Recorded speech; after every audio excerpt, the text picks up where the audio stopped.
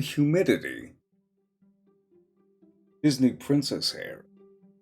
Right through a swamp. Okay, so I promised to follow up to your first adventure, which is kind of implied by the whole part one thing. So this is part two. It's just a simple checklist, and we're not going to discuss a lot of theory. Just like, hey, here's all the elements that you need to take care of before you do your first session. I'm going to transmute over here. We are going to focus on the prep, the practice, and the post-game. Alright, so back to it. What do we got? We got our lovely little checklist here. It's stuff to do before the session. We start off with our location, because this is probably the least important section of everything, the least important checklist, because I have here like population, notable buildings, helpers, and you don't really need to know anything about the population. Is it like ancestry is probably it? Oh, there's gnomes here. Do I need something more than that? No. Notable buildings. If you suck at names, I definitely recommend like maybe generating some buildings ahead of time, but there's a tavern, there's a mayor's office, a library, a shop, a wizard's tower. Okay, like sometimes I do struggle with to begin with. But then I just go online, fantasy name ooh, you know, the Sore Huntress. Alright, that's a pretty good tavern name, fine. Then you have helpers, so NPCs who are going to give you quests. Again, if you struggle with names, come up with a few of these ahead of time, and I think that quests are going to be, or adventure threads, stuff like that, are going to be part of the focus later on, so you'll save yourself some time, save yourself some work. Now, I do consider dungeons fairly important because I think that this eats up the most amount of time in session for everything else that you're doing. But you could generate, you know, maybe players will go off to whatever have you, and you'll have to generate some new dungeon paths or rooms or whatever have you, and that's totally fine as long as you've already saved yourself some time by getting a little bit of the dungeon ready to begin with. And it's not that difficult, it's not that complicated, we have plenty of tools nowadays. If I go over here, we got the dungeon, you're going to have the layout, the safe havens, and the egress, but really only one of these matter at the moment. So layout, you can, you could do Appendix A, or you could do a water bow generator. I have plenty of these, it's really not that difficult, right? I have 6 small chambers, and I have 2 big chambers, and 2 small passages, and 1 big passage, and 1 special passage, alright? And then, what is it? I have a little bit of like room contents, which is just a D20. I have 3 of them are empty. 3 of them have monsters. 2 of them have monsters and treasure.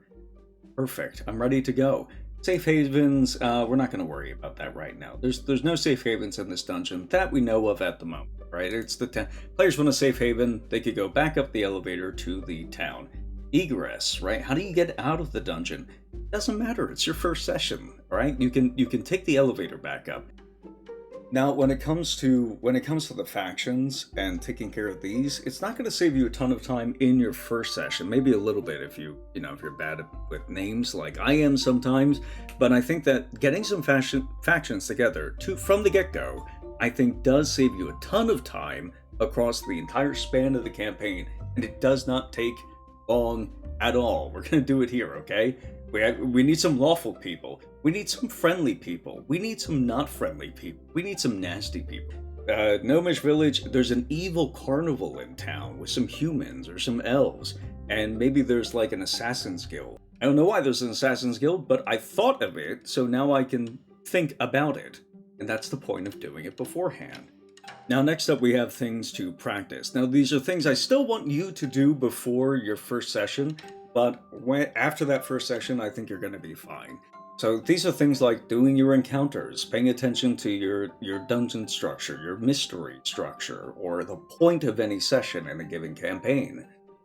It's pretty simple. Encounters are going to be things like, you get a really good bang for your buck if you do these in advance. Because, listen, monsters are going to have loot. They're going to be protecting loot. We had 2 results earlier from monsters with treasure. Perfect.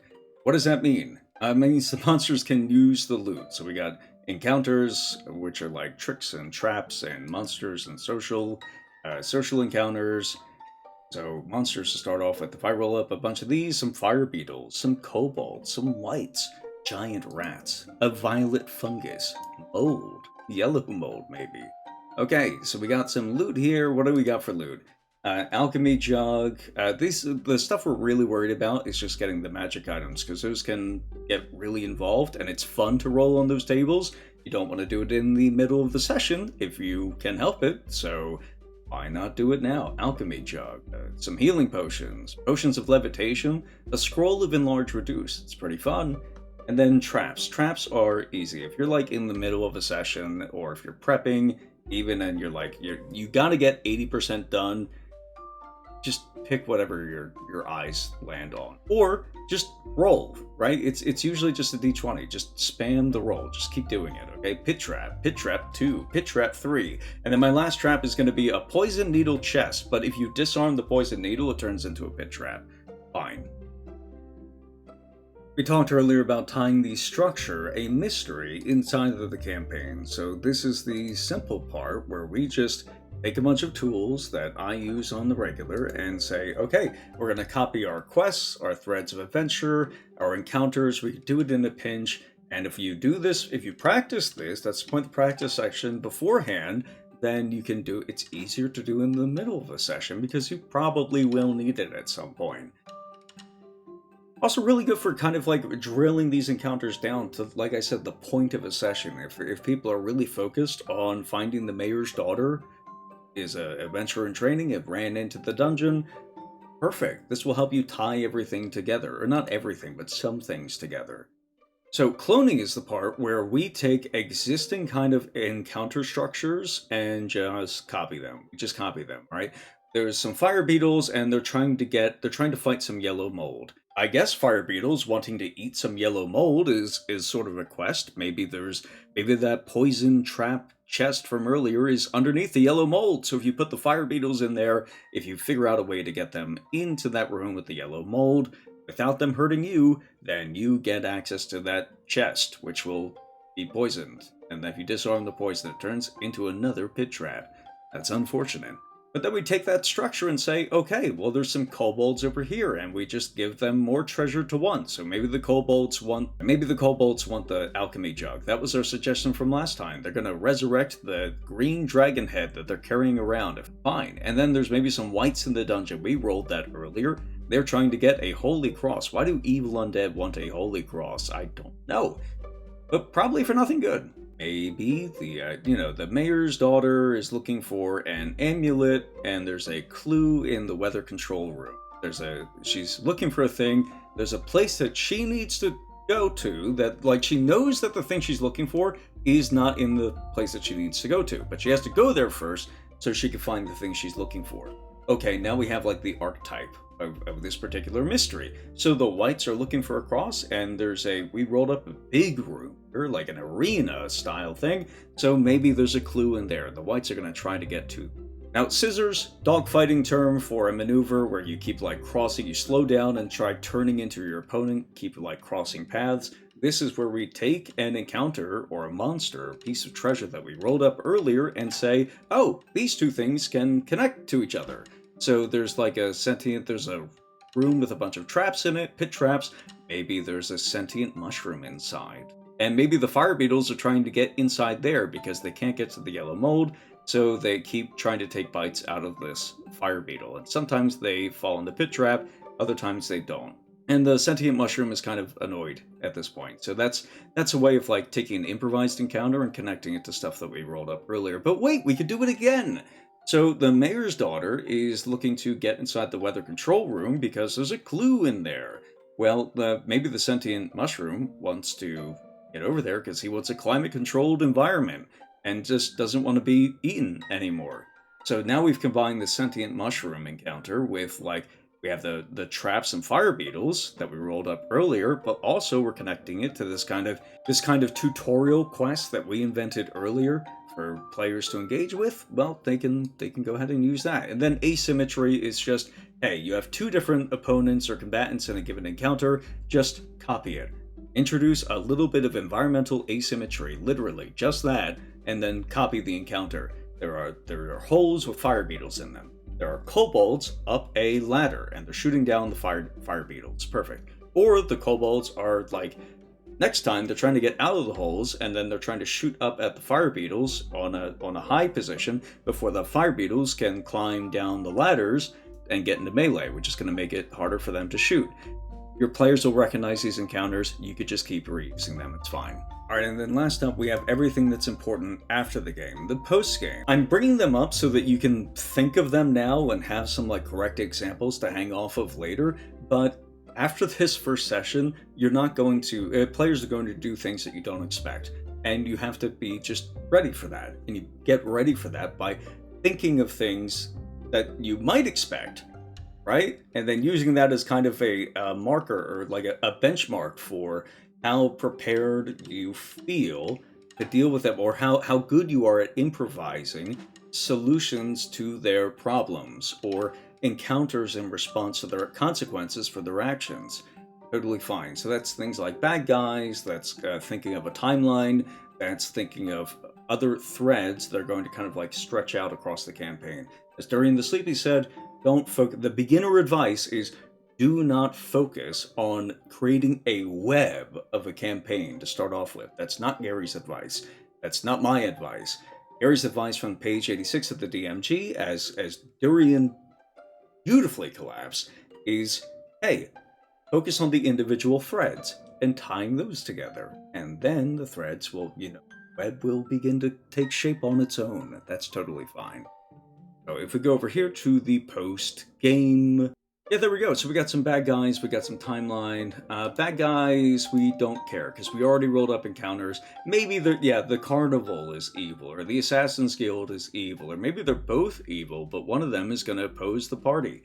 For the timeline, we have like, hey, by the way, the kobolds might not get the jug. The players might kill all of the kobolds. They might ignore the kobolds. The kobolds might not find any way to get the jug at all, whatever. But if they get the jug, the alchemy jug from earlier, they arrive at their destination and get all set up in about a total of 2 months. They get out of the dungeon some way. And then they resurrect their dragon god, this head they're carrying around, about a month later. Okay, so 3 months down the line, something big can happen. And then I'll say if the mayor's daughter is not rescued, then she's going to like die or escape. Easy, just a little timer there. One's longer, one's a little bit more stretched out, and then you have one timer that's a little bit shorter. Hey, resolve this in 3 months, and then resolve this other thing, or don't, it's totally fine, in like the next 3 sessions. Perfect. And then finally you have threads. We'll say that the mayor maybe wants more power. Does the daughter want to help or protect herself from dad? I don't know. Maybe the amulet is to help. Maybe it's not to help. The carnival wants to kill the assassins, and then the assassins want favors from the mayor because they want to expand. Maybe they're gonna try. Maybe they try to find mayor's daughter. That could be some good conflict, or a good faction alliance with some otherwise evil people. I like it. But that is the end of our checklist here. You see, it's pretty simple. I have 18 entries on here, and I told you to ignore 5 of them.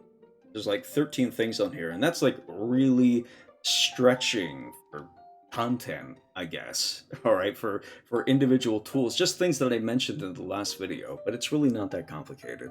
So best of luck. Let me know how it goes in your campaign. Let me know if you're, if you're currently running a campaign, treat your next session as your first session. At the next available opportunity, just do like a little soft reset.